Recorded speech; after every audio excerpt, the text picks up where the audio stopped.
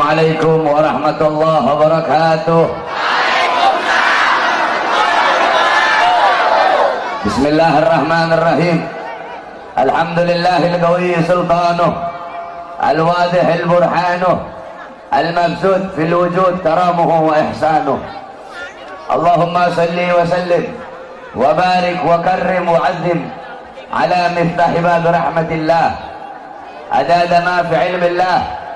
Salatan wa salaman daimain bidawami mulkillah wa ala alihi wa sahbihi adada kulli dharratin alfa marrah amma ba'd. Yang saya cintai, yang saya muliakan, para alim ulama, para kiai, para asatid, para tokoh masyarakat, para aparat pemerintah. Yang saya cintai, yang saya muliakan, ketua panitia beserta seluruh panitia peringatan Isra wal Mi'raj Nabi besar Muhammad sallallahu alaihi wasallam, beserta seluruh hadirin hadirat, bapak-bapak, ibu-ibu, pemuda-pemudi umat baginda Nabi besar Muhammad yang selalu dimuliakan oleh Allah Subhanahu wa taala. Alhamdulillah, segala puji dan syukur kehadirat Allah Subhanahu wa taala. Dialah Allah Subhanahu wa taala yang maha besar dari segala sesuatu yang besar. Yang besar selain Allah kecil. Dialah Allah Subhanahu wa taala yang maha kaya dari segala sesuatu yang kaya. Yang kaya selain Allah miskin. Dialah Allah yang maha perkasa, yang maha kuat. Yang perkasa, yang kuat selain Allah lemah. Dialah Allah raja di atas para raja.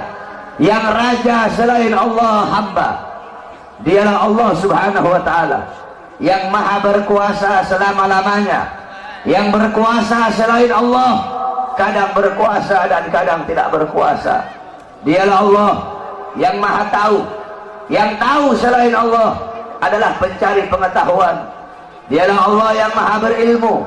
Yang berilmu selain Allah adalah pencari ilmu. Dialah Allah yang maha hidup. Yang hidup selain Allah pasti akan mati. Yang ada selain Allah pasti akan tiada.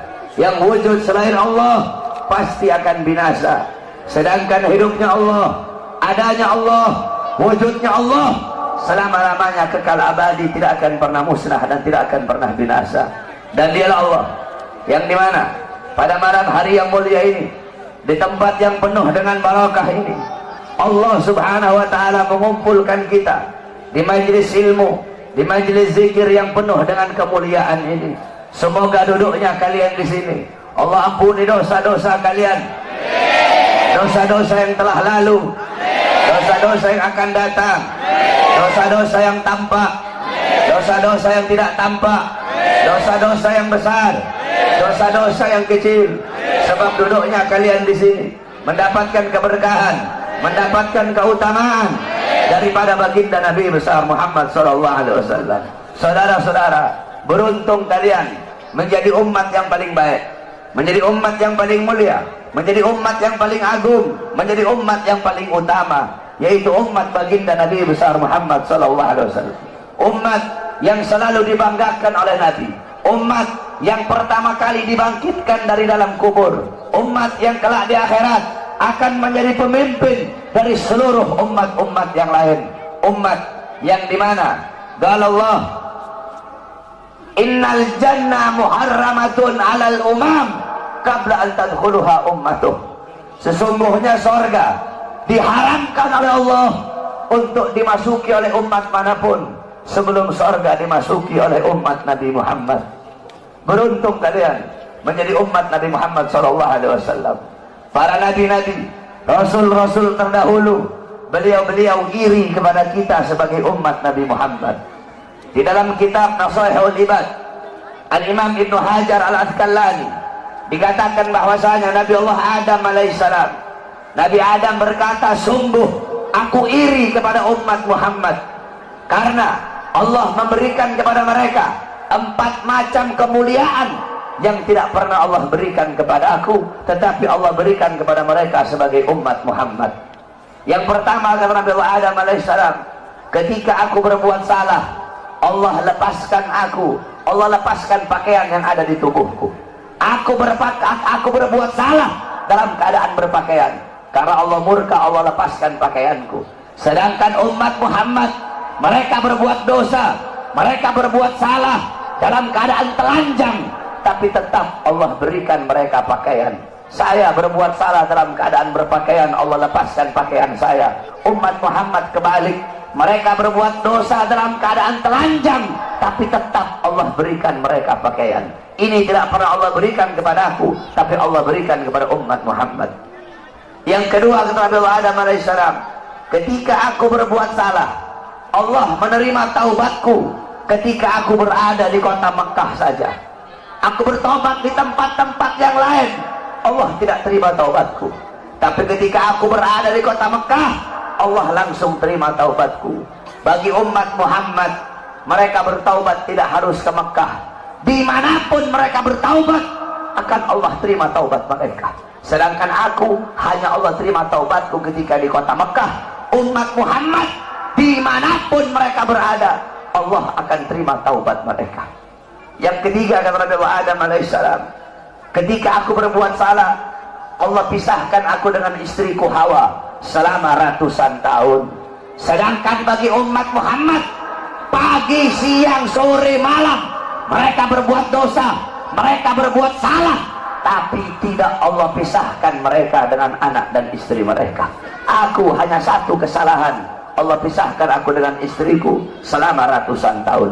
Ini tidak pernah Allah berikan kepadaku, kata Nabi Adam. Yang keempat, kata Nabi Adam, aku berbuat salah di sorga. Karena Allah murka, Allah keluarkan aku ke dunia, Allah turunkan aku ke dunia. Umat Muhammad kebalik, mereka berbuat dosa di dunia, berbuat salah di dunia, tetapi kalau mereka meninggal husnul khatimah, Allah angkat, Allah masukkan mereka ke surga. Empat kemuliaan ini tidak pernah Allah berikan kepada aku, tetapi Allah berikan kepada umat Muhammad. Beruntung kita menjadi umat baginda Nabi besar Muhammad, umat yang selalu dirindukan oleh Nabi, umat yang dimana qala Rasul sallallahu alaihi wasallam, Nabi Muhammad sallallahu alaihi wasallam bersabda di dalam hadisnya, idza yushaku ahadukum bisyaukatin fi rijlih la ajidu ala maha fi qalbi. Apa kata Nabi? Andaikan salah satu dari kalian, wahai umatku, ada yang kakinya tertusuk duri, maka pasti kalian merasakan sakit. Rasa sakit yang kalian rasakan, itu pun aku rasakan, bahkan sampai ke dalam hatiku. Umat yang selalu dicintai oleh Nabi Muhammad, umat yang selalu diperdulikan oleh Nabi Muhammad.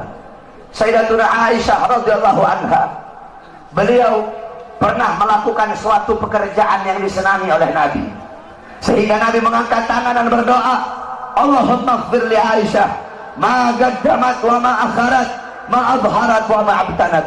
Ya Allah, ampuni dosa-dosa Aisyah yang telah lalu, yang telah lalu, yang akan datang, yang tampak, yang tidak tampak. Ampuni dosa Aisyah ya Allah. Siti Aisyah loncat-loncat. Siti Aisyah sangat senang dengan doa Nabi Muhammad. Nabi berkata, wahai Aisyah, apakah kamu senang dengan doa seperti itu? Kata Siti Aisyah, siapa yang tidak senang didoakan manusia mulia sepertimu ya Rasulullah. Kata Nabi, wahai Aisyah, kalau kamu senang dengan doa seperti itu, ketahuilah doa seperti itulah yang setiap yang setiap saat, setiap pagi, siang, sore, malam, setiap waktu aku mintakan kepada Allah untuk umatku. Nabi Muhammad begitu peduli kepada kita sebagai umat. Beruntung kalian menjadi umat yang dimana qala Sayyidina Ali karamallahu wajhah, inna Rasulullah fi akhir nafsi haradat syafataihi marratain fa'algaitu sam'i fasami'tuhu yaqul ummati ummati faqbilah Rasulullah. Sayyidina Ali berkata, Nabi Muhammad pada saat detik-detik terakhir nafasnya, aku melihat bibir beliau menggerakkan dengan 2 kali gerakan. Aku dekatkan telingaku, aku mendengar beliau berkata, ummati ummati, umatku umatku, kata Nabi Muhammad SAW. Bahkan pada saat detik-detik terakhir nafasnya, Nabi Muhammad masih memikirkan kalian sebagai umat. Ketika itu Nabi Muhammad terbaring sakit di kamar yang biasa beliau tiduri di rumah Sayyidatuna Aisyah radhiyallahu anha. Allah berkata kepada Jibril, wahai Jibril, turun kamu, sampaikan kepada Muhammad, aku berikan kepada dia dua pilihan. Apakah dia akan memilih aku atau dia memilih kehidupan dunia? Kalau dia memilih kehidupan dunia, akan aku panjangkan umurnya. Tapi kalau dia memilih aku, sampaikan kepadanya, pada hari ini akan datang ajalnya. Turun Jibril membawa firman tersebut. Kemudian Jibril menyampaikan, ya Rasulullah, Allah memberikan kepada kamu dua pilihan. Apakah engkau memilih Allah atau memilih dunia? Kalau engkau memilih Allah, pada hari ini akan datang kematianmu. Kalau kamu memilih dunia, Allah panjangkan umurmu. Apa kata Nabi Muhammad? Wahai Jibril, sudah tentu aku lebih memilih Allah. Bagiku kehidupan sebenarnya bukan dunia. Kehidupan sebenarnya bagiku ketika ruhku berpindah menghadap Allah subhanahu wa ta'ala. Pergi Jibril membawa kabar tersebut. Kemudian Allah memanggil Israel. Wahai Israel, wahai pencabut nyawa, turunlah kamu ke dunia. Pasang muka yang paling bagus, pasang wajah yang paling bagus. Kamu akan mencabut nyawa makhluk yang paling mulia, yaitu Nabi Muhammad. Kamu cabut nyawa dia, itu pun kamu izin dulu kepada dia. Mau tidak dia dicabut nyawanya? Kalau dia mau kamu cabut, kalau dia tidak mau kamu kembali kepadaku. Turun Israel membawa perintah Allah untuk mencabut nyawa baginda Nabi besar Muhammad. Israel berdiri di depan pintu rumahnya Nabi. Israel tidak berani langsung masuk rumahnya Nabi. Israel berdiri di depan pintu rumah Nabi Muhammad. Israel mengucapkan salam. Assalamualaikum ya Rasulullah. Assalamualaikum ya Habibullah. Assalamualaikum ya Safiyullah. Pintu rumah dibuka oleh Sayyidatuna Fatimah. Sayyidatuna Fatimah putrinya Nabi membuka pintu rumah tersebut. Siti Fatimah berkata, siapa engkau? Apakah engkau tidak lihat ayahku sedang terbaring sakit? Israel menjawab, aku yang memisahkan anak dengan orang tua. Aku yang memisahkan orang tua dengan anak. Aku yang memisahkan suami dengan istri. Aku yang memisahkan istri dengan suami. Aku yang menjadikan anak-anak menjadi yatim. Aku yang menjadikan istri-istri menjadi janda. Aku yang meramaikan kuburan. Aku pemisah antara kehidupan dan kematian. Aku adalah Israel. Allah memberikan mandat kepada aku untuk mencabut nyawa seluruh makhluk. Dan aku datang ke sini untuk mencabut nyawa makhluk yang paling mulia, baginda Nabi besar Muhammad. Siti Fatimah lari menangis. Siti Fatimah kembali ke pangkuan ayahnya.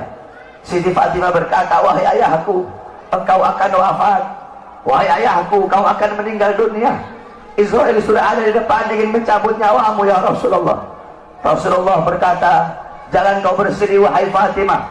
Wahai Fatimah, ketahuilah, setelah kematianku, engkau adalah manusia yang pertama kali akan menyusulku.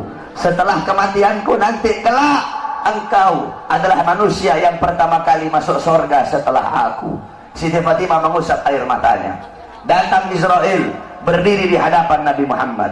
Israel berkata, ya Rasulullah, dengan segala kerendahan hatiku, aku datang kemari untuk mencabut nyawamu atas perintah Allah. Aku izin dulu kepadamu, apakah engkau mau dicabut nyawa? Kalau engkau mau, aku cabut. Kalau engkau tidak mau, aku kembali kepada Allah subhanahu wa ta'ala. Nabi Muhammad berkata, ya Jibril, wahai Jibril, aku belum puas meninggalkan umatku kalau belum diberi jaminan oleh Allah subhanahu wa ta'ala. Nabi Muhammad masih memikirkan nasib kita sebagai umat. Nabi Muhammad pergi menghadap apa? Jibril pergi menghadap Allah. Jibril berkata, ya Allah, kekasihmu Rasulullah meminta jaminan untuk umatnya. Apa kata Jibril? Ya Rasulullah, ya Allah, kekasihmu meminta jaminan untuk umatnya. Allah berkata, Allah berfirman, fa'auhallahu ta'ala ala Jibril, basyirhu ya Jibril, innahu awwalu nasin kharijun minal ardi idha bu'isu wa sayyiduhum idha jami'u fabashirhu innal jannah muharramatun alal umam qabla an tadkhuluha ummatun. Nabi Allah berkata kepada Jibril, wahai Jibril, sampaikan kepada kekasihku Muhammad, dia adalah manusia yang pertama kali akan aku bangkitkan dari dalam kubur. Dia adalah manusia yang menjadi pemimpin seluruh manusia di dunia dan akhirat. dia menjadi pemimpin kelak ketika hari kebangkitan, dan sampaikan kepadanya, jaminan dariku surga aku haramkan untuk dimasuki oleh umat manapun sebelum surga dimasuki oleh umatnya. Turun Jibril bawa wahyu tersebut. Rasulullah berkata, al-an qarrat aini, sekarang aku senang, sekarang aku puas, cabutlah nyawaku wahai Israil. Dicabut nyawa Nabi Muhammad SAW. Ketika dicabut nyawa Nabi Muhammad mendesah. Nabi Muhammad berkata, dicabut lagi nyawa Nabi Muhammad. Nabi Muhammad berkata, Nabi Muhammad merasakan sakit. Di sebelah kanannya Nabi ada sebuah cawan berisi air. Nabi Muhammad letakkan tangannya di cawan tersebut. Beliau usap air keringat yang keluar dari wajah beliau. Kemudian beliau berkata, wahai Israil, apakah seperti ini rasa sakit dicabut nyawa? Israil berkata, iya ya Rasulullah, seperti itulah rasa sakit dicabut nyawa. Nabi berkata, apakah rasa sakit seperti ini juga yang nanti bakal dialami oleh umatku? Apakah rasa sakit seperti ini yang nanti bakal umatku rasakan, wahai Israil? Israil berkata, iya ya Rasulullah, rasa sakit seperti itulah yang nanti bakal dialami oleh umatmu. Rasa sakit seperti itulah yang nanti bakal dirasakan oleh umatmu. Mendengar itu Nabi Muhammad menangis. Nabi Muhammad mengangkat tangan. Doa terakhirnya Nabi Muhammad, harapan terakhirnya Nabi Muhammad, doa yang menutupi wafatnya Nabi Muhammad SAW. Beliau mengangkat tangan dan berdoa, Allahumma khaffif ala ummati fi sakratil maut. Ya Allah, ringankanlah sakratul maut umatku. Ya Allah, permudahkanlah sakratul maut umatku. Aku nabi mereka, aku pemimpin mereka, aku penanggung jawab mereka, ya Allah. Biar aku menanggung seluruh rasa sakit sakratul maut umatku.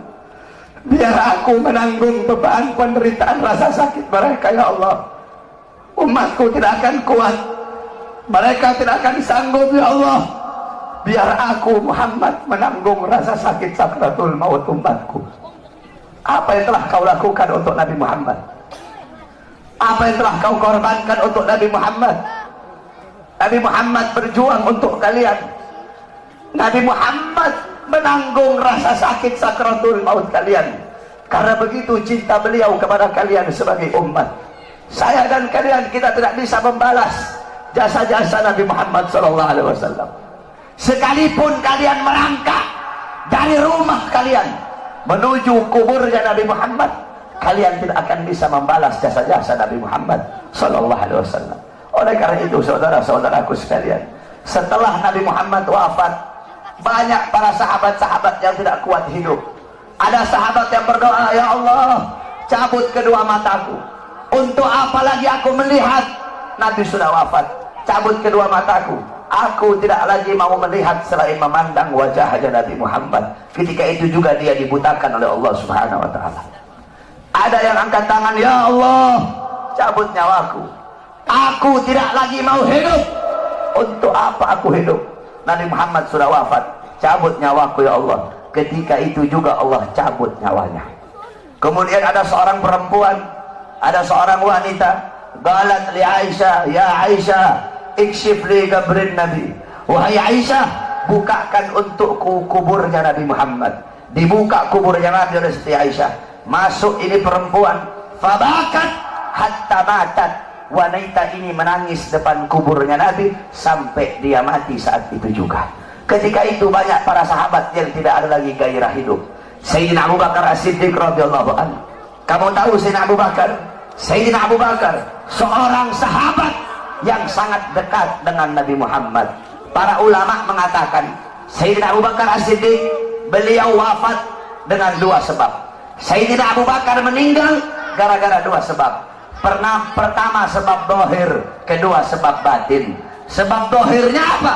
Karena beliau pernah dikasih makanan yang ada racunnya, dimakan oleh beliau. Racun itu lama-lama menggerogoti kesehatan beliau. Itu sebab dohir. Sebab batin beliau meninggal kenapa? Sebab batin beliau meninggal karena terlalu merindukan baginda Nabi besar Muhammad SAW. Istri beliau berkata, setiap kali Abu Bakar bangun dari tidur, pasti bantalnya beliau basah. Basah dengan apa? Basah dengan air mata kerinduan kepada baginda Nabi besar Muhammad. Kamu tahu, setelah Nabi Muhammad wafat, Sayyidina Abu Bakar As-Siddiq duduk kayak begini. Beliau duduk di pojokan sambil begini, sambil beliau bilang, andaikan Rasulullah ada di sampingku, andaikan Rasulullah ada di sisiku, sungguh aku merindukan sosok baginda Nabi besar Muhammad. Bilal ibn Rabah, muazzinnya Nabi, setelah Nabi wafat, Bilal pergi pindah, nggak mau lagi beliau tinggal di Madinah. Kenapa? Tidak kuat teringat kenangan bersama baginda Nabi besar Muhammad. Selama 2 tahun Bilal pindah ke Syam. Kemudian selama 2 tahun beliau di sana, tiba-tiba mimpi Nabi Muhammad. Nabi Muhammad berkata, wahai Bilal, datang kau bersiaralah kepada aku. Datang Bilal selama 2 tahun. Bilal datang ziarah di kuburnya Nabi Muhammad. Ketika Bilal ziarah di kuburnya Nabi Muhammad sambil menangis, tiba-tiba datang Sayyidina Umar bin Khattab. Sayyidina Umar berkata, wahai Bilal, kami sudah lama tidak mendengar suara azanmu. Maukah engkau azan untuk kami, wahai Bilal? Bilal menolak, Bilal tidak mau. Datang Sayyidina Abu Bakar As-Siddiq, wahai Bilal, kami sudah lama tidak mendengar suara azanmu. Maukah kau azan untuk kami, wahai Bilal? Apa kata Bilal? Wahai Abu Bakar, apakah dulu kamu membebaskan aku karena Allah atau karena dirimu? Kalau dulu kamu membebaskan aku karena Allah, jangan kau paksa aku untuk azan. Tapi kalau kau membebaskan aku karena dirimu, aku akan azan untuk dirimu. Dulu setiap aku mengucapkan asyhadu anna Muhammadar Rasulullah, Nabi Muhammad selalu tersenyum kepada aku. Sekarang ketika aku mengucapkan itu, siapa yang akan tersenyum kepada aku? Jangan kau paksa aku untuk azan, wahai Abu Bakar. Tiba-tiba datang 2 orang pemuda. Pemuda yang pertama dari perut ke atas mirip Nabi Muhammad. Pemuda yang kedua dari perut ke bawah mirip Nabi Muhammad. Mereka adalah Sayyidina Hasan dan Sayyidina Husain, cucunya Nabi Muhammad SAW. Sayyidina Hasan dan Sayyidina Husain berkata, wahai Bilal, maukah kau azan untuk kami sebagaimana kau azan untuk datuk kami baginda Nabi besar Muhammad? Bilal menangis. Apa kata Bilal? Wahai cucu Rasulullah, kalau aku menolak permintaan kalian, kelak aku akan menghadap Nabi Muhammad. Aku akan jawab apa ketika aku ditanya oleh Nabi Muhammad? Abu Bakar memerintahkan aku tidak mau. Umar memerintahkan aku tidak mau. Kalau kalian yang perintahkan, aku tidak bisa menolak. Karena kalau aku tolak, aku takut kelak di hadapan kakek kalian tidak bisa menjawab apa-apa. Aku takut tidak mendapatkan perhatian. Aku takut tidak mendapatkan syafaat dari kakek kalian. Naik Bilal di tempat yang biasa beliau azan. Bilal mengumandangkan azan. Allahu Akbar, Allahu Akbar, Allahu Akbar, Allahu Akbar. Kamu tahu penduduk Madinah ketika itu gempar. Mereka berkata, hal bu'isar Rasul, apakah Nabi diutus lagi? Apakah Nabi Muhammad hidup lagi? Kok Bilal mau azan? Apakah Nabi hidup lagi? Kenapa Bilal azan? Mungkin Nabi Muhammad hidup lagi. Yang punya toko menutup tokonya, yang di pasar mereka keluar dari pasar. Bilal melanjutkan azannya. Asyhadu an la ilaha illallah, asyhadu an la ilaha illallah. Wanita-wanita yang dipingit keluar dari rumahnya masing-masing. Mereka meneriakkan, hal bu'isar Rasul, apakah Nabi diutus lagi? Apakah Nabi hidup lagi? Sehingga Bilal mau azan. Begitu mereka merindukan sosok Nabi Muhammad. Ketika mereka sampai di tempat Bilal azan, mereka tidak melihat sosoknya Nabi. Ketika itu Madinah tenggelam dalam lautan air mata. Itu kecintaan mereka para sahabat kepada Nabi, kerinduan mereka setelah wafatnya baginda Nabi besar Muhammad SAW. Oleh karena itu, saudara-saudaraku sekalian yang dimuliakan oleh Allah Subhanahu wa taala, cintai oleh kalian Nabi Muhammad, ikuti beliau, jadikan beliau sebagai uswah, sebagai qudwah, sebagai teladan dan pedoman kamu dalam kehidupan sehari-hari. Ikuti sunnah-sunnah beliau. Jadikan rumah tangganya kamu rumah tangga Nabi Muhammad. Jadikan kau punya rumah tangga Nabi Muhammad. Kamu tahu, banyak sekarang rumah tangga yang hancur, banyak sekarang rumah tangga yang berantakan. Kenapa?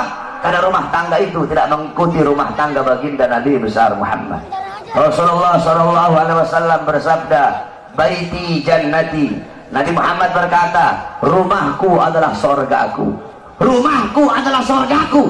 bukan rumah yang mewah, bukan rumah yang megah, bukan rumah yang tingkat, bukan isi rumah itu perabotan-perabotan yang mahal, bukan suami yang kaya, bukan suami yang ganteng, bukan istri yang cantik, bukan anak-anak yang pintar dalam urusan dunia. Bukan itu baiti jannati. Baiti jannati, rumahku, surgaku, adalah suami yang taat kepada Allah, suami yang patuh kepada Allah, istri yang taat kepada Allah, istri yang patuh kepada Allah, anak-anak yang taat kepada Allah, anak-anak yang patuh kepada Allah, rumah tangga yang dihidupkan dengan salat, rumah tangga yang dihidupkan dengan Al-Quran, rumah tangga yang dihidupkan dengan sunnah-sunnah Nabi. Ini adalah baiti jannati. Walaupun rumahnya dari kardus, walaupun tinggalnya di bawah jembatan, kalau suami, istri, anak-anak taat patuh tunduk kepada Allah, rumah tangga itu akan menjadi sorga. Rumah tangga itu, itulah rumah tangga baginda Nabi besar Muhammad SAW. Sekarang ini banyak istri-istri durhaka ya. Istri-istri sekarang banyak yang durhaka. Kalian ibu-ibu sebagai seorang istri harus jadi istri yang soleha, harus jadi istri yang taat kepada Allah, jadi istri yang taat kepada suami, harus ikhlas menerima kekurangan suami sebelum ikhlas menerima kelebihan suami. Ini ibu-ibu sekarang ikhlasnya menerima kelebihan doang, kekurangan suaminya nggak mau diterima. Suami datang nggak bawa duit diteriakin sama ibu-ibu. Kalian sebagai seorang perempuan, ridho Allah kepada kalian berada dalam ridho suami kalian. Ibu-ibu, beda anak perempuan sama anak laki, itu beda. Kalau anak laki-laki dia nikah, dia bukan milik istrinya, dia tetap milik bapak dan ibunya. Tapi kalau anak perempuan udah nikah, maka perempuan itu sepenuhnya milik suaminya. Makanya cari ridhonya suami. Ini kadang istri sekarang kurang ajar sama suami, kasar sama suami, caci maki suami. Nggak heran suami-suami jadi pada takut istri semua. Kalian sebagai seorang wanita ikhlas terima kekurangan suami kalian, sabar dalam ngurusi rumah tangga kalian. Soalnya ibu-ibu tahu, zaman sekarang ini kita kalau mau cari perempuan cantik banyak, mau cari perempuan kaya banyak, mau cari perempuan pintar banyak. Saya sehari 10 bisa saya dapat. Kalau cuma mau cari cantik doang, saudara-saudara. Yang susah perempuan yang ikhlas menerima kekurangan suaminya dan sabar di dalam mengurusi urusan rumah tangga. Kalian sebagai seorang istri, tempatkan kedudukan kalian di bawah kaki suami dan taruh suami kalian di atas kepala kalian. Rendahkan suara kalian di hadapan suami. Suara istri itu harus lebih rendah daripada suara suami. Ini ibu-ibu, suaminya ibu-ibunya jauh kemana-mana sama suara suami. Suaminya datang nggak bawa apa-apa, kasihan, habis jadi gojek jauh-jauh, kehujanan, kepanasan, berantem sama Ahok, pulang ke rumah nggak bawa apa-apa, dilempar panci suaminya. Udah gojek kemana-mana, ada yang jualan rokok, kasihan, di sana cari nafkah untuk ngasih makan anak bini. Datang ke rumah nggak bawa apa-apa, diomelin sama istri. Hargai keringat suami kalian yang jatuh untuk menafkahi kalian sebagai anak istri. Jadilah kalian seorang wanita yang nggak banyak ngeluh sama suami. Ibu-ibu tahu, ibu-ibu kalau banyak ngeluh sama suami, jangan heran kenapa rezekinya suami kamu mampet. Kenapa? Karena banyak istri-istri yang suka ngeluh. Jadi jangan banyak ngeluh, udah ikhlas aja. Suami mau datang bawa uang kayak nggak bawa uang kayak, ikhlas kamu, jangan ngeluh. Justru semakin ngeluh semakin mampet. Kamu doakan kamu punya suami, ya Allah semoga suami saya dikasih rezeki yang banyak, permudah rezeki suami saya. Jangan banyak ngeluh, nuntut ini nuntut itu, beli bedak harga 1 juta. Ibu-ibu tahu wanita-wanita yang ada di Hadramut? Ibu-ibu tahu Hadramut? Hadramut tempatnya Wali Songo. Wali Songo yang bawa Islam, para habaib itu asalnya dari Hadramut. Ibu-ibu mau tahu perempuan di sana kayak gimana?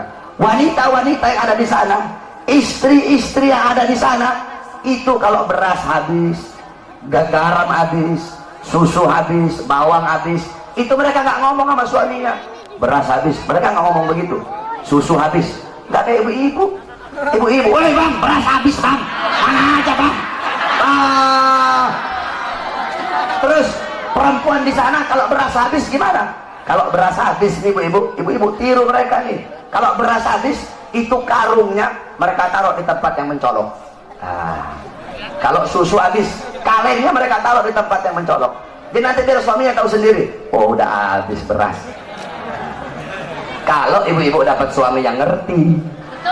Kalau ibu-ibu dapat suami yang nggak ngerti, setahun nggak makan, itu beras udah habis tetap nggak bakal dia beli. Walaupun ibu taruh depan pintu, dia nggak tahu apa-apa.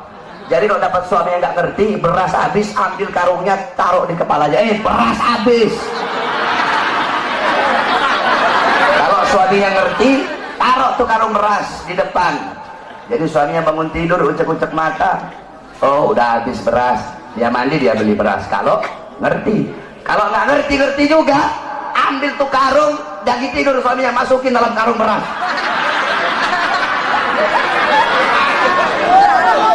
Itu wanita-wanita yang ada di sana. Kenapa? Karena mereka begitu menjaga perasaan suaminya. Ibu-ibu tahu, Rasulullah pernah ngomong sama Siti Fatimah, wahai Fatimah, maukah aku kasih tahu kamu siapa wanita yang nanti memegang tali kendaraanmu? Kata Siti Fatimah, siapa wahai ayahku? Namanya adalah Mutiyah. Coba kamu pergi, rumahnya ada di ujung sana. Kamu cari tahu apa amal yang dia lakukan sehingga nanti dia bakal masuk surga pegang tali kendaraan kamu. Pergi Siti Fatimah, bawa Sayyidina Hasan yang ketika itu masih kecil. Sayyidina Hasan masih kecil ketika itu, dibawa oleh Siti Fatimah, diketuk pintu rumah, assalamualaikum, enggak dibuka ibu-ibu. Dari dalam dijawab, waalaikumsalam. Man, siapa? Ana Fatimah binti Rasul, aku adalah Fatimah putrinya Rasulullah. Oh iya wahai Fatimah, kalau engkau sendiri silahkan masuk, tapi kalau engkau bersama laki-laki jangan masuk wahai Fatimah.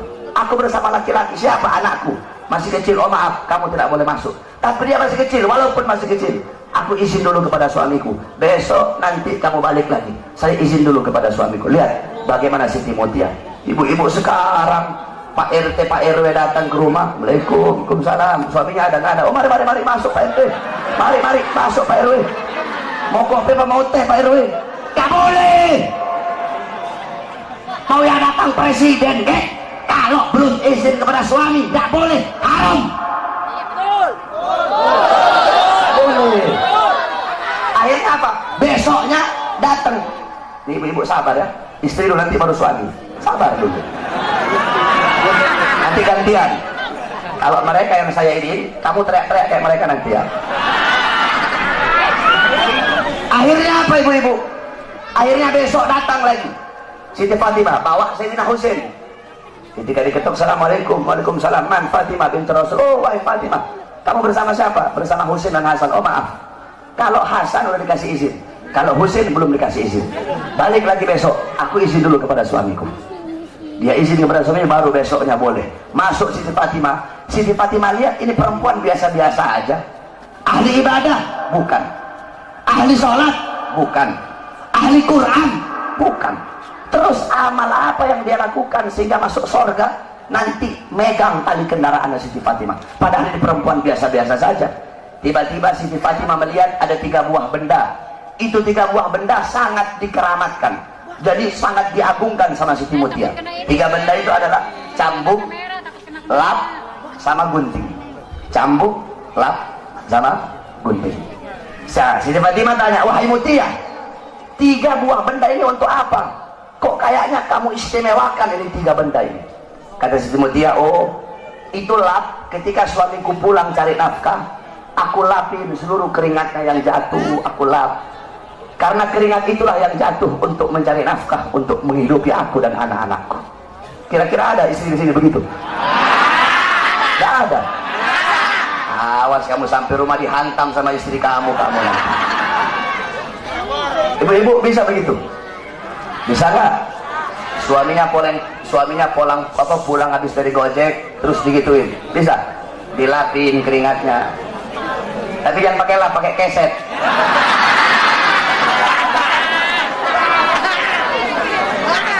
Itu yang pertama.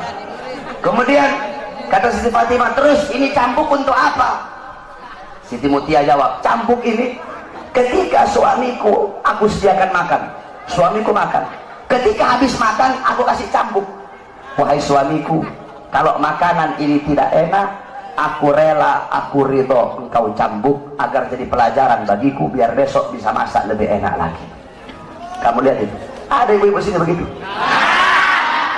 Istri kamu masak, kamu protes, mah keasinan mah, masak aja sendiri.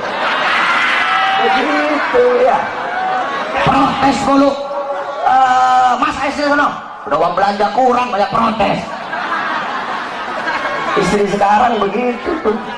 Terus ini gunting terakhir, gunting ini untuk apa? Dijawab sama Siti Mutia, sebelum aku tidur aku kasih gunting kepada suamiku dan aku bilang, wahai suamiku, apabila dari tadi pagi sampai sekarang ada kata-kataku yang menyakiti perasaanmu, aku rela, aku ridho engkau potong lidahku. Subhanallah. Ada kamu cari di mana perempuan kayak begitu sekarang? Yang ada cabai-cabai syar'i sekarang banyak.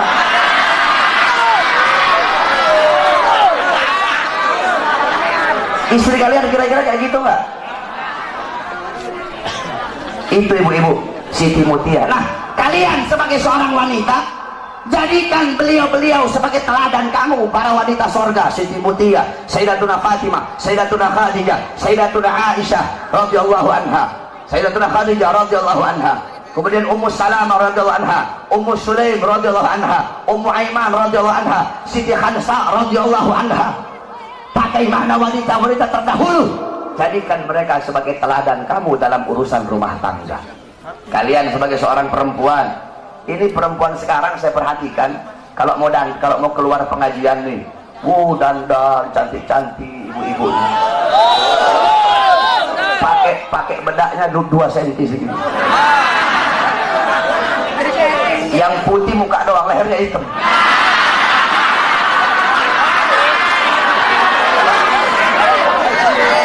Kalau mau ke pengajian, dandan cantik-cantik. Mau pergi ke pasar, dandan cantik-cantik.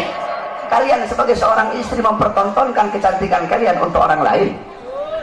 Kalau mau keluar dandan cakep, acara Habib dandan cantik-cantik. Di dalam rumah mukanya kayak setan depan suami. Kalau kalian mau keluar, pakai wangi-wangian, biar orang tertarik kepada kalian. Dalam rumah bau curut. Ini istri sekarang begitu tuh. Betul. Tidak boleh ibu-ibu. Dandan kalian untuk suami kalian. Ibu-ibu tahu, perempuan-perempuan dulu itu mereka sampai mau tidur itu dandan. Biar kenapa? Biar bangun tidur cakep, rapi, suaminya lihat. Ini suaminya bangun tidur melihat istrinya tidur, Allah udah kayak gerantung begitu, rambutnya berantakan, kelihatan jeleknya. Oleh karena itu dandan kalian untuk suami kalian. Pertontonkan, percantikkan diri kalian itu di hadapan suami, bukan untuk orang lain. Jadikan beliau-beliau sebagai teladan kamu. Kemudian kalian sebagai seorang istri, kalian adalah muallimah, muaddibah, mudarrisah, pendidik, pengajar pertama bagi putra putri kalian. Bagus atau buruknya seorang anak tergantung daripada ibunya. Kenapa? Makanya Allah bilang di Al-Quran, hirsul lakum, perempuan-perempuan kalian adalah ladang bagi kalian. Kalian para laki-laki yang bercocok tanam, istri-istri kalian adalah ladang. Kalau kalian bercocok tanam di ladang yang baik, hasilnya bakal baik. Kalau kalian bercocok tanam di ladang yang kering kerontang, maka hasilnya bakal rusak. Nah, bejat atau tidaknya anak-anak kalian tergantung daripada istri-istri kalian. Oleh karena itu, seorang ibu, seorang istri harus bisa menjadi ibu yang baik bagi anak-anaknya. Ibu-ibu tahu, dulu di Hadramut, Al-Habib Ahmad bin Hasan Al-Abbas, beliau bilang, saya pernah menemukan catatan tangan seorang wanita dari Qabilah Al-Amudi. Itu wanita tulis dengan tangannya syarah kitab Minhaj Al-Imam Subki. Itu ada 6 jilid. Itu wanita tulis pakai tangannya, ada 6 jilid. Di akhir tulisan wanita itu bilang, tolong dikasih uzur, tolong kasih maaf kalau ada kata-kata yang salah dalam penulisan ini, karena aku menulis ini kitab dalam keadaan menyusui anak-anakku. Subhanallah. Coba kamu bayangkan, itu perempuan nulis kitab, nyusuin anaknya sambil ngarang kitab, sambil nulis kitab. Gak heran orang-orang di sana besar anak-anaknya ngarang kitab. Kenapa? Karena masih kecil ibunya nyusuin sambil bikin kitab. Ibu-ibu sekarang nyusuin anak sambil dengar dangdut. Akhirnya anaknya besar jadi tukang dangdut anak kamu. Perhatikan, kau punya anak-anak, jadilah kalian ibu yang baik bagi anak-anak kalian. Nah, terus kalian sebagai suami, kalian ngarep, Beb, saya pengen punya istri seperti Siti Khadijah, Beb, saya pengen punya istri seperti Siti Aisyah, Beb, saya pengen punya istri seperti Siti Mutia. Kamu suami pengen punya istri seperti Siti Khadijah, maka kamu harus bisa menjadi sosok Nabi Muhammad. Kamu pengen punya istri seperti Siti Fatimah, maka kamu harus bisa menjadi sosok Sayyidina Ali. Pengen punya istri kayak Siti Khadijah, kelakuan kamu kayak Fir'aun. Bagaimana kamu mau dapat istri kayak Siti Khadijah? Kelakuan kamu kayak binatang, kelakuan kamu kayak Fir'aun, kelakuan kamu kayak setan sebagai suami. Terus kamu ngarep punya istri seperti Siti Khadijah. Mereka para istri adalah makmum, kalian adalah seorang imam. Baik buruknya istri tergantung dari kalian sebagai seorang imam. Ya ibu-ibu ya. Jadi bagus rusaknya anak tergantung dari seorang istri. Bagus rusaknya istri tergantung dari seorang suami. Makanya kalian didik istri-istri kalian. Kenapa saya ngomong istri-istri? Sebab dalam Islam boleh 2, 3, 4. Makanya saya ngomong istri-istri. Jangan mengharamkan sesuatu yang dihalalkan oleh Allah Subhanahu wa taala. Nah, terus apa namanya tadi? Jadilah kalian seorang suami yang memberi makan anak istri kalian dengan makanan yang halal, makanan yang baik, nafkah yang halal, nafkah yang baik. Jangan asal-asalan kalau ngasih makan anak istri itu.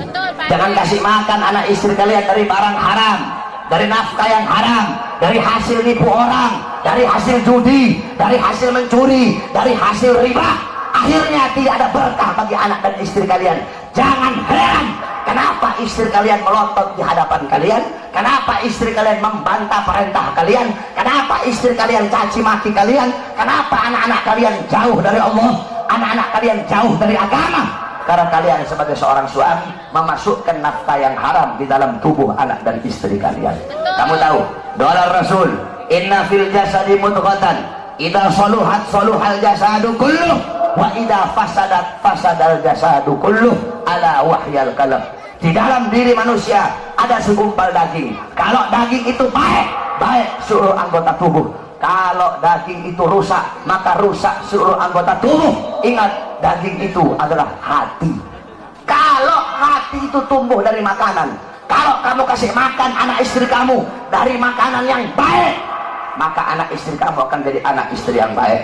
Tapi kalau kamu kasih makan anak istri kamu dari barang yang haram, dari barang nafkah yang haram, jangan heran kalau anak istrimu melakukan sesuatu yang diharamkan oleh Allah Subhanahu wa taala.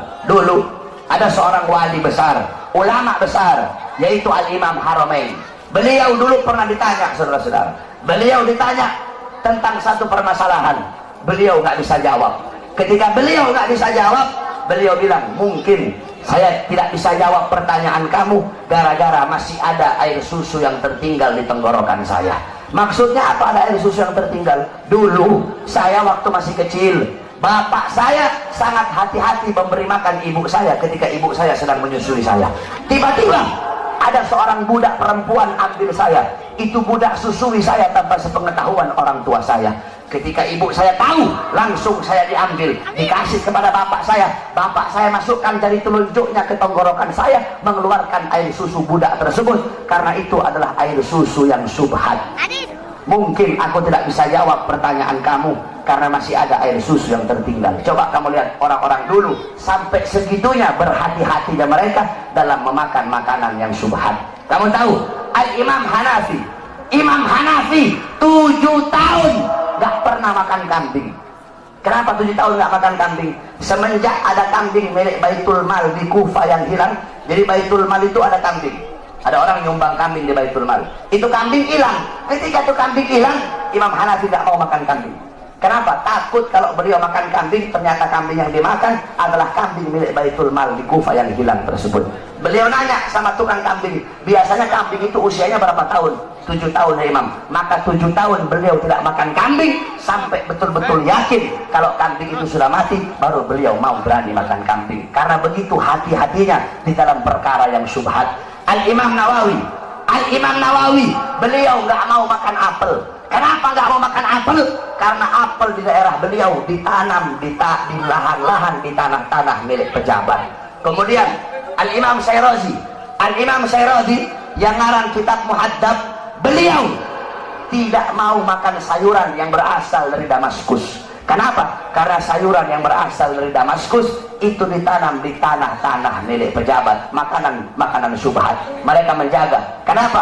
Karena kalau hati udah masuk makanan haram, hati tumbuh dari makanan yang syubhat, tumbuh dari makanan yang haram, maka hati itu akan mendorong seluruh bagian tubuh untuk melakukan hal-hal yang diharamkan oleh Allah. Oleh karena itu, wasiat saya bagi kalian para suami, beri makan anak istri kalian dari sesuatu yang halal, rizki yang halal, nafkah yang halal.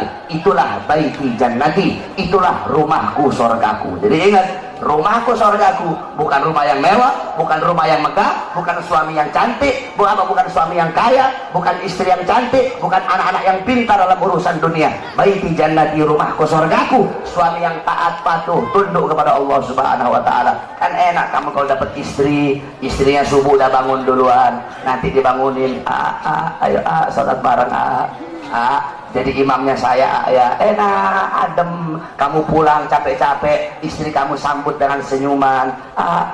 Bang Koid mau kopi atau mau teh Bang Koid? Kan enak.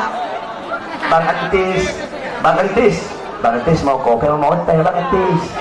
Bang Entis bilang, mau nikah lagi Neng. Itu kopi masih panas dilempar ke mukanya Entis. Entis keok. Takut istri begini mau kawin lagi ya. Mudah-mudahan rumah tangga semua jamaah yang ada di sini jadi rumah tangga sakinah, mawaddah, warahmah. Rumah tangganya Nabi Muhammad SAW, amin. Rumah tangganya jadi rumah tangga Nabi Muhammad. Insyaallah anak-anak kalian jadi anak-anak yang soleh dan soleha, amin ya rabbal alamin. Dan terakhir kepada seluruh hadirin, saya Ramadan saya buka pesantren kilat itu 25 hari. Kalau ada anak-anak mau masuk gratis, nggak bayar, cuma bayar kitab-kitabnya saja. Itu selama 25 hari harus menghatamkan 25 kitab. Jadi ada 25 kitab itu harus dihatamin semua. Fikihnya ada kitab Risalatul Jami'ah, Taqratus Sadida, kemudian hadis, Arba'in Nawawi dan lain-lainnya, kemudian pelajaran Shorof, Amsalatul Tasrif, Kailani, kitab-kitabnya, kemudian Nahwu, Jurumiyah, Mabadi, kemudian tajwidnya Hidayatus Sibyan, kemudian Al-Quran, kemudian Muhawarah, kemudian Mu'adzarah dan lain seluruh pelajaran. Itu ada 20 kitab harus dikhatamkan. Jadi kalau ada anak-anak sini yang mau masuk pesantren kilat, betul, selama 25 hari nggak boleh pulang. Jadi ngajinya itu habis tarawih nanti saya ngajar, habis tarawih saya ngajar sampai jam 10.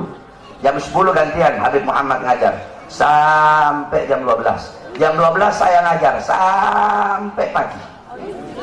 Sampai pagi tuh. Nah, nanti habis sholat subuh Habib ada habaib lagi yang ngajar sampai jam 9. Nah, jam 9 istirahat.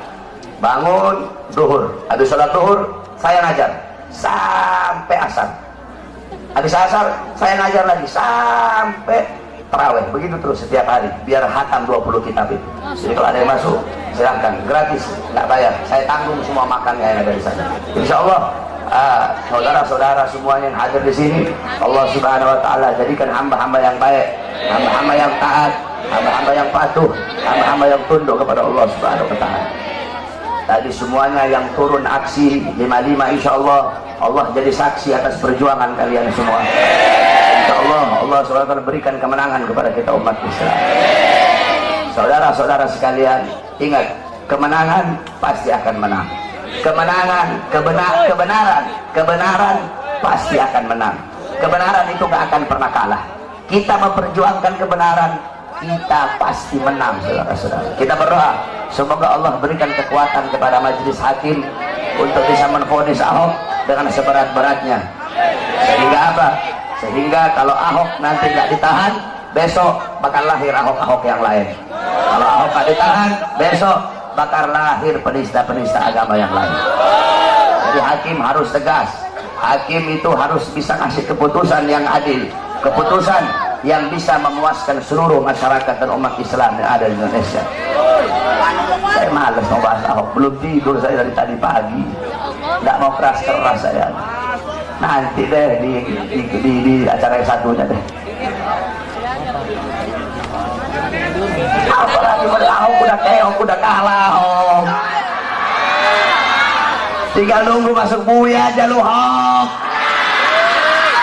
Kok bentar lagi masuk bui kok.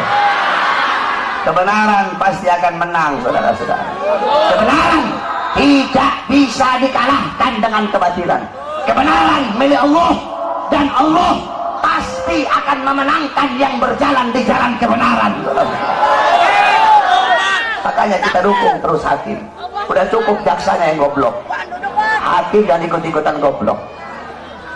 Kalian hukum, kalian para penegak hukum, kalian para penegak hukum, hukum harusnya tajam di atas, tajam di bawah, bukan tumpul di atas dan tajam di bawah. Tegakkan kebenaran, tegakkan keadilan kepada siapapun, yang benar-benar, yang salah-salah.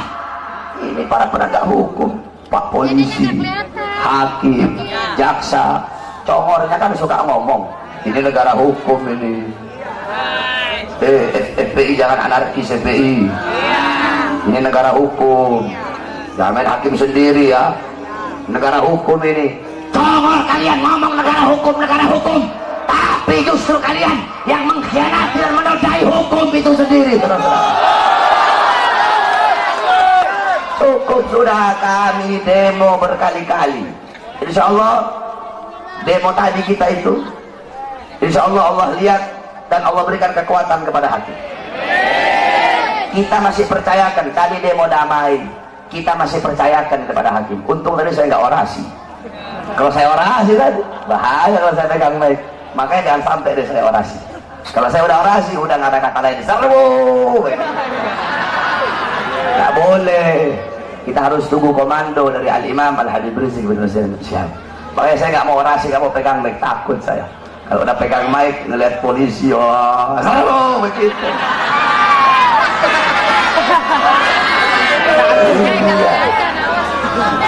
Oleh karena itu, kita berikan kepada hakim, kita masih sabar. Makanya hakim kalian harus adil, tegakkan kebenaran. Kalau sampai hilang kepercayaan kami kepada kalian sebagai para penegak hukum, maka jangan salahkan kami kalau kami hukum Ahok dengan cara kami sendiri, saudara. Kami para pemuda-pemudi akan cari Ahok sampai ke lubang sebut, kami bantai dia kalau sampai bebas. Musuh kita bukan polisi, musuh kita bukan tentara, musuh kita bukan presiden, musuh kita bukan Cina, musuh kita bukan Kristen, musuh kita bukan Buddha, musuh kita bukan Hindu, musuh kita Ahok, penista agama, Ahok, penista Quran, itu musuh kita. Maka siapapun yang melindungi Ahok, siapapun yang membela Ahok, maka dia menjadi musuh kita, saudara. Kalau polisi melindungi Ahok, polisi jadi musuh kita. Kalau tentara melindungi Ahok, tentara jadi musuh kita. Kalau presiden melindungi Ahok, presiden pembela Ahok, ya emang sih orang adeknya.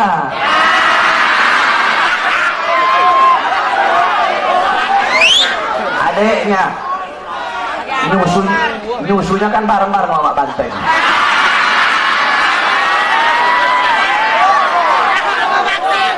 Saudara sesusuan, Dua-duanya muka polos.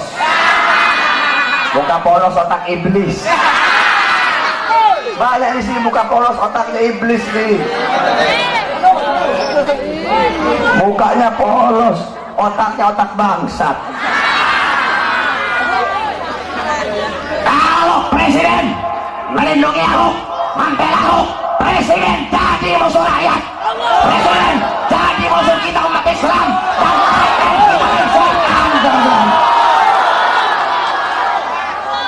makanya demi keutuhan NKRI, demi keutuhan Bhinneka Tunggal Ika, demi keutuhan bangsa, tangkap Ahok, penjarakan Ahok, hukum Ahok dan sebaik-baiknya.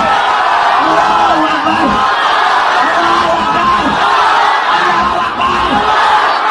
Kita umat Islam tidak cari musuh, tapi kalau musuh datang haram bagi kita untuk lari sama.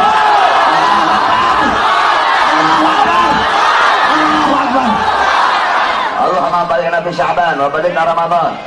Allahumma balighna fi Sya'ban wa balighna Ramadan. Allahumma balighna fi Sya'ban wa balighna Ramadan.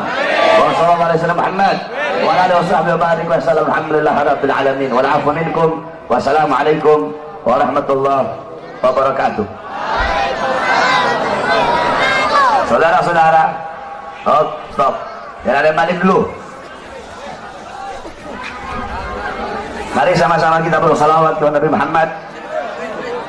Hafal salawat yang baru. Hafal ya yang baru ya. Kita qasidah sambil kita mengeluarkan harta kita dari jalan Allah Subhanahu wa taala. Ya. Keluarkan harta kita dari jalan Allah Subhanahu wa taala.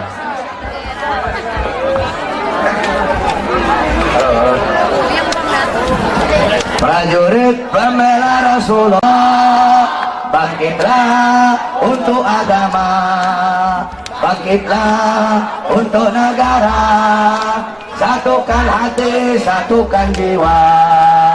Musuh di depan mata, lawan dia sampai berdarah, berdarah untuk agama dan negara. Tercinta kematian murah harganya.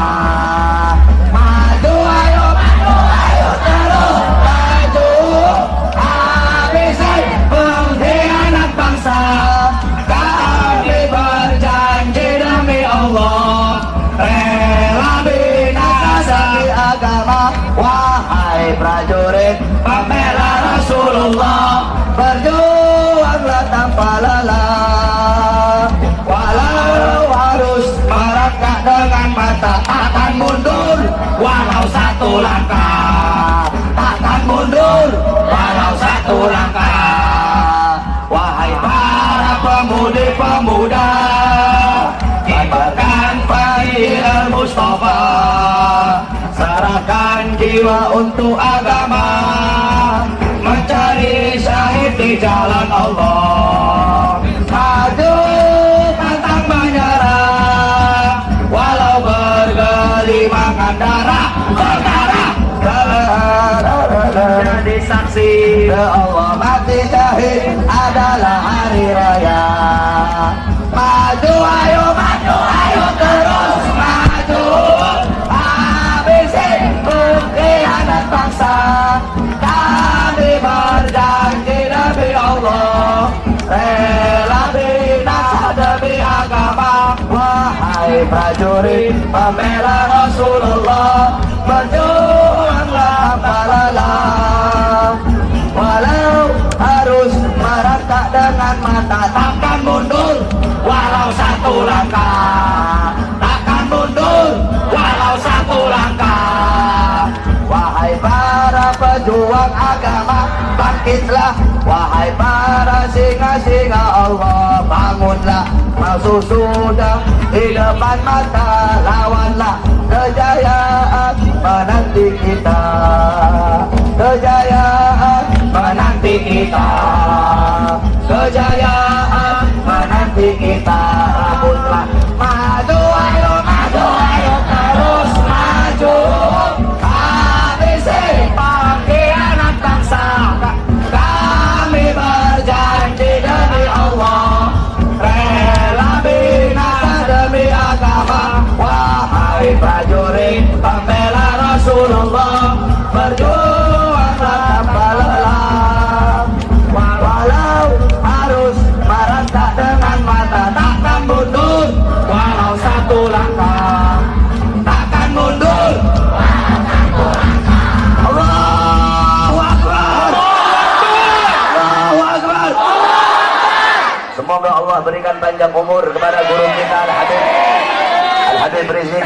Syihab, semoga Allah panjangkan umur beliau.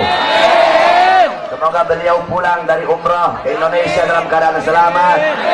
Amin ya rabbal alamin. Allahumma nas'aluka khairal as'alah wa khairan najah wa amaluka khairal mamat wa anta bitajil mawadana wa haqiqi mana wa anta maulana fansuluka bil kafirin wa sallallahu alaihi wasallam Muhammad wa alihi wa sahbihi barik wa sallallahu alhamdulillahi rabbil alamin wa salli ala sayyidina Muhammad.